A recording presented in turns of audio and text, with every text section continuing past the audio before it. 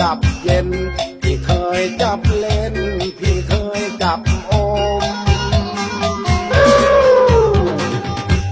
นมเอ้ยนมเคยอมเคยเล่นนมเอ้ยนมเคยอมเคยเล่นตั้งแต่เป็นเด็กน้อยแม่บอกแม่นั่นหนอเพิ่นนั่นฟุ้มฟักแม่นั่นควักนมออกให้อมแม่นั่นจมนมออกมาป้อนย่ำลูกอ่อนแม่หูลูกหิวเป็นตะคิวย่ำนมแม่ห่าวเต้าเอาเต้าทั้งดูดทั้งดึงเต้าเอาเต้าทั้งดูดทั้งดึงเอ็นข้อพึ่งจองดึงนมเต่าผมย่ำเต่าย่ำใบย่ำแรงแม่บ่แพงให้เต้าให้คันบางแขวยันแม่ห้องเสียงหลงยังบ่คงแม่ยังให้ดูดปูดจักปูดจักปูดจักปูดปูดจักปูดจักปูดจักปูดทั้งปากดูดมือเล่นหัวนมบางก็อมนอนเล่นเสือ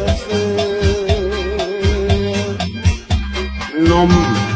เป็นสิ่งบำรุงร่างกายไม่ได้กินไปซื้อกับมีเองใช่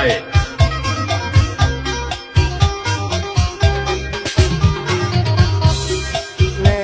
นางเอ้ยพี่นั่นเคยนิสัยแล้วละพี่นั่นเคยนิสัยแล้วละไงจนว่าอายุไหลฝนยังบ่พ้นอยากดูดนมอยู่เป็นแล้วรู้อยากต้องอยากหมายพองน้ำลายมันไหลมันเหนื่อยปากไอ้เตือได้อมคงดีเดี๋ยวนี้พี่ดูดแต่น้ำกองเด่นน้ำพองของน้ำมันเนยรถเฉยเฉยจืดจืดจางจางรถเฉยเฉยจืดจืดจางจางบอกคือทางรถของน้ำแม่ซอยไอ้แม่แม่ไอ้บ่ยังซอยไอ้แม่แม่ไอ้บ่ยังผมจักทางไอ้ก็บอกว่าดอกที่บ่บอกละผู้ใดได้ยินที่ขอบกินละผู้เดียวเท่านี้ตรงปานี้ถือว่าการุณหากทำบุญตัวไอ้สาธุ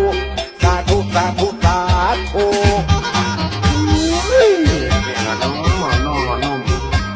นมนออม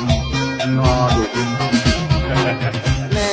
นางเอ้ยพี่นั่นเคยมีใจละละในจนว่าอายุไหลฝนยังบ่พ้นอยากอยู่ต้นอยู่เห็นแล้วรู้อยากต้องอยากไปพองน้ำลายมันไหลมันเหนื่อยปากไอ้เตือได้อมคงดีเดี๋ยวนี้พี่ดูแต่นมกองเป็นนมพองของน้ำมันเนยรถเฉยเฉยจืดจืดจางจางรถเฉยเฉยจืดจืดจางจางบอกคือทางรถของนมแม่ซอยไอ้แม่แม่ไอ้บ่ยังซอยไอ้แม่แม่ไอ้บ่ยังผมทางไอ้ก็บอกว่าดอกที่บ่บอกละผู้ใดได้ยินที่ขอกินละผู้เดียวเท่านี้จงปานีถึงว่าการุณหากทำบุญตัวไอ้สาธุ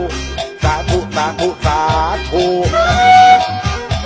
แม่ดอกลันทมรู้ไหมตาคมเม็ดหนึ่งกลมกลมเคยจับอมจับเล่น